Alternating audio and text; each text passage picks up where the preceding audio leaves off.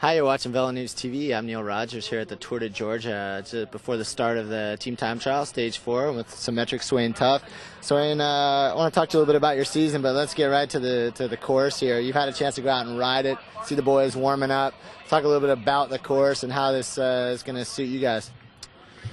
This course is going to be really tough. We realized that the first time we rolled it. There's no real place to really settle into a rhythm, so you have to be super conservative, I think, to try and finish with as many guys as you can. There's a lot of corners and there's a lot of punchy hills that if the guys on the front are throttling it over the top, you're going to be gapping your guys off the back, as you've probably seen a couple times already with some of the teams out there. So our big goal is to really ride conservatively and keep our guys together, because I think we'll just be better off. Even in such a short, intense effort, I mean, 20 minutes is still safety in numbers. It's better to have as many guys. For sure, man, because when you get tapped out, your average speed can really drop quick. Yeah, so. Especially on that hill. I had a chance to go out and ride it before you guys were all out here. And the first time over the hill, I was like, oh, this isn't so bad. And about the fifth time over the hill, different story. Exactly, man. And that's what it is, short, but yeah, you can suffer in team time trials. We've done them, and that's one thing we've learned, is that it's not as simple as just going out there and everyone just doing their turn at the front. It's a real skill, and so yeah, it's going to be hard to beat these Pro Tour guys who do these quite a bit. So yeah, stage 1 would be huge for you guys. Well, let's talk a little bit about your season up till now, or your lack thereof. Before the camera was rolling, you were basically saying this is your first race of the year. I mean, you've done any racing before this, and why such a late start?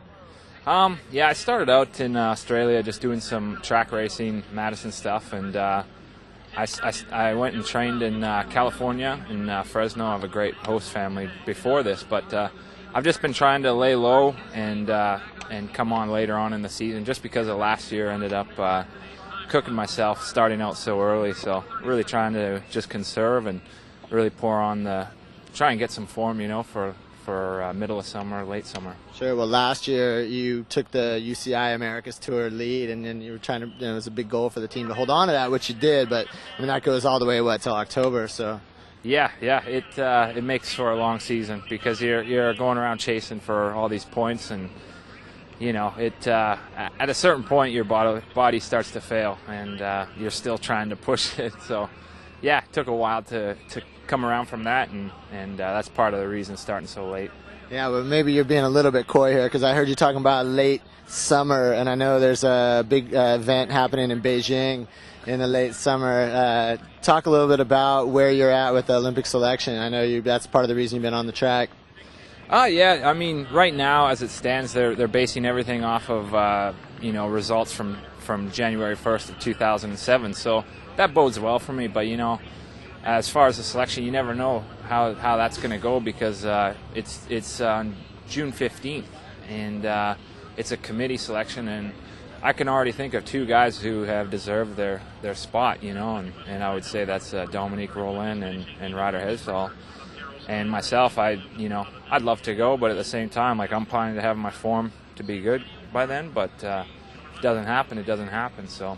And you're looking at the road and the track? Is that? That was an option a little while back, but things have changed. The qualification process for we had different guys doing the Madison, and so that's out of the picture maybe right now. So things change, though. Sometimes just before Olympics, things can change really quick. So that's got to be tough, though. I mean, it's to not know. I mean, here we are at the end of April. Beijing's in August. I mean, you kind of have to plan your training months out. It's got to be a little bit hard to try to peak for an event you don't know if you're doing it or not. Oh, exactly, man. It makes it really difficult to have the best guys go, because they're going to be hitting it hard in the early season to make sure they have the results to get selected, and that doesn't mean they'll be the best at that time of the year. So I mean, it makes it hard for a lot of our guys who are in the selection pool to be the best guy at the Olympics, and that's the unfortunate part. But I understand why they do that, but it sure makes it hard for the guys in the pool. Yeah. Well, Svein, thanks for the time. Always appreciate it. Nice talking to you. I'll let you get back on your bike and warm up. Have a great ride. Thanks, man. Appreciate it.